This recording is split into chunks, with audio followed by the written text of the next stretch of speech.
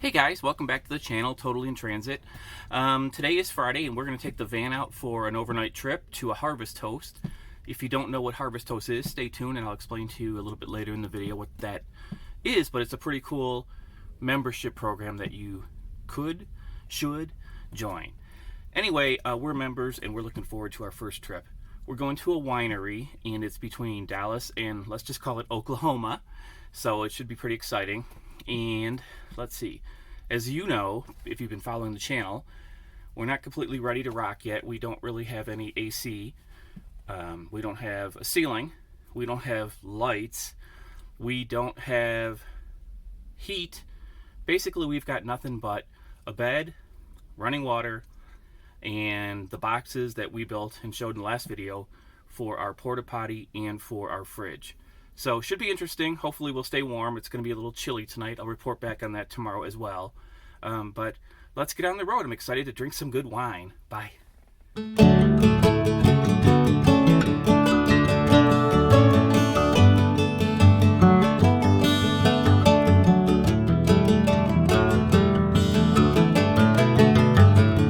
Man, it always feels good to get out of the city. You know, some people say Texas is flat like a pancake, but to me, it's like a pancake that's just been poured. The batter is in the pan and it's starting to bubble up. Just a little bit bumpy.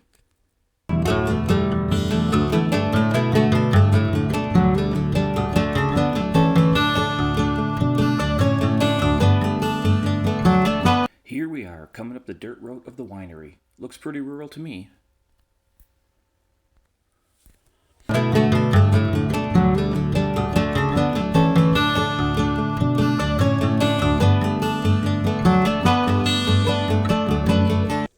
I don't want to murder this French winery's name, so go ahead and look it up on the internet under grapesandgoats.com.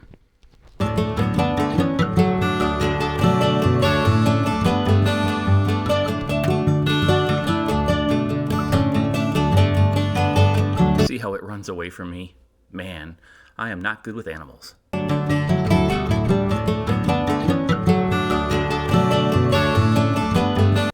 I think I could drink that much wine.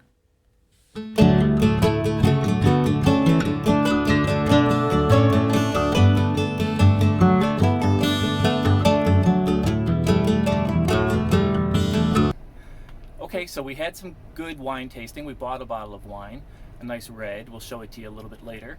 And now we have to take our rolling home into town and get some dinner.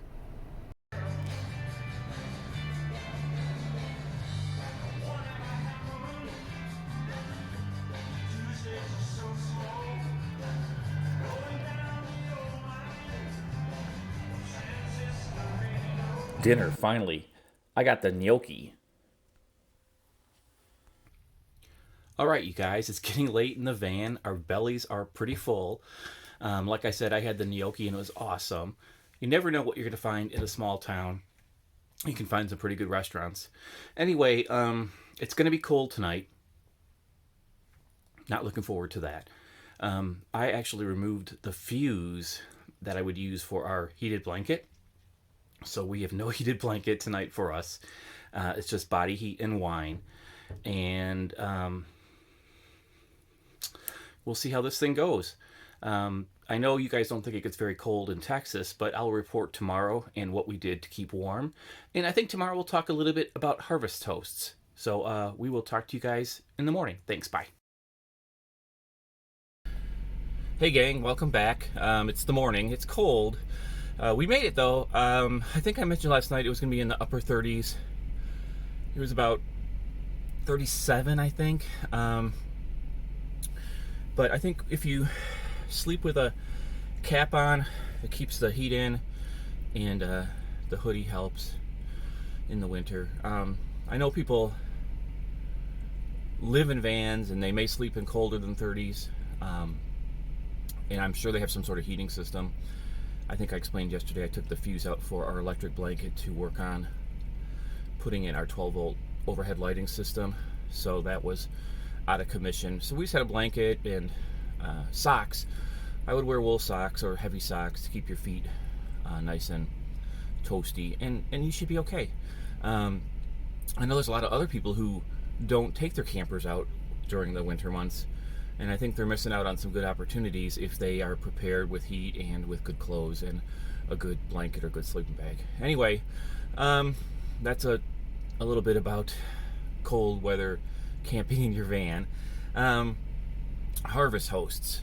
So Harvest Hosts is a membership based membership that you can join, and I'll put a link in. We are not sponsored by Harvest Hosts. We're not big enough to be sponsored by anybody, but it's pretty cool. For less than $100, you can visit wineries, breweries, and places of interest if they've signed up with the Harvest Host community, and you get to camp there for free. And the only expectation is that you transact with them. So if it's a winery, maybe you buy a bottle of wine or you do a tasting. If it's a brewery, which I wouldn't have any trouble drinking some beer and maybe even eating a burger.